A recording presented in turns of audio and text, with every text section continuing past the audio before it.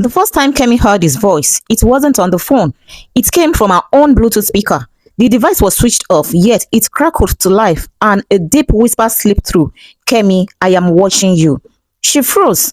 The doors were locked, the windows were shut, but somehow a stranger had already found a way into her life.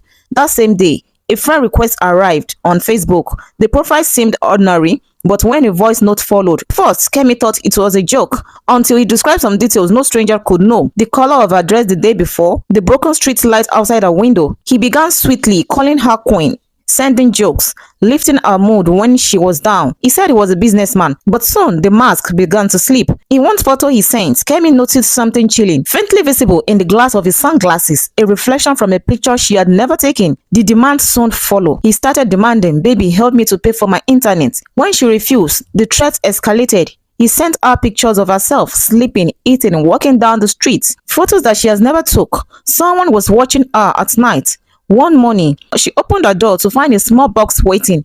Inside was her favorite lipstick, snapped in half, and a note followed. "If you won't love me, at least fear me." Desperate, Kemi thought it was a Yahoo guy. She went to the police, but they only laughed and they said, "Yahoo boys don't do this." They told her, "They just want money." But this man wasn't after your money. What he craved was control. Then things grew darker. One night, Kemi woke up to find an envelope under her pillow. Inside was a photo of her at her father's grave, taken earlier that same day. He was close, far too close. And then came the worst. He sent her a video of her younger sister tied to a chair, tears streaming down her face. The message was clear: "Do what I say or she die."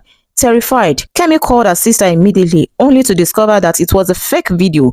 He had followed Kemi's sister secretly and took her picture, edited it with AI app to look as if she's been tied up. That was when the truth became clear. His true weapon was not in his technology, it was in her fear. Kemi gathered every messages, every photos, every threat, and sent them all to the cyber team. This time they listened, using digital footprints, phone records, and the very messages he had sent.